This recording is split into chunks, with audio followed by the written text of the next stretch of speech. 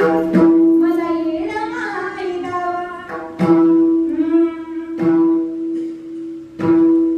देवा जगदंबे तुझ्या समोर यावं. मी सांगत होते तुम्हाला की किती तुम्ही देवासमोर जाता का? तुम्हाला 10 दिवस आठवण राहत नाही. ती दमली असेल, ती भागली असेल, तिला पाण्याची गरज असेल, तिला भोगीची गरज असेल. उपवास आपण धरतो महाराज, फराळाचं काही गरज नाही.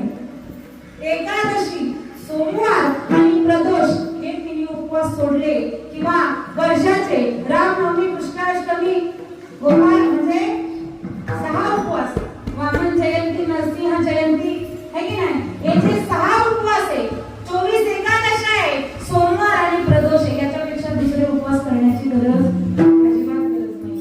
कितीही उपवास केले आहे ना आणि भांडण करत राहिले तर त्या उपवासाचा उपयोग नाही. आता भांडण कशा करतात किंवा कसे गुरुवार करून काय होतं हे तुम्ही कसं सांगतात हे आपल्याला सांगण्याची गरज.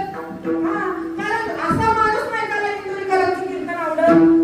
प्रत्येकाला आवडतं का ते सांगतात की बाई गुरुवार करती आणि बाबा काळी पिशवी घेऊन येतो आणि मग इथं चालू असतं दुर्गे दुर्गट भारी तुझं विन संसारी आराधनाथे अंबे करुणा असता. काहीच नाही. 9 दिवस त्या जगदंबेची प्रार्थना करून तिला म्हणायला पाहिजे, बाई माझ्यातली जी काम विकार आहे, माझ्यातली जी द्वेष बुद्धी आहे ती काय कर का.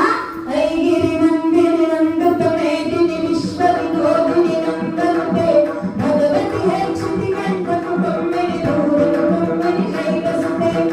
अशी आहे ना ती जगदंबा, किती सुंदर आहे. तिचं वर्णन करताना शंकराचार्यांसारखे सुद्धा थकून जातात. पण सगळ्यात महत्वाचं आहे महाराज, अहो नाद बाबा म्हणतात मी तिला शरण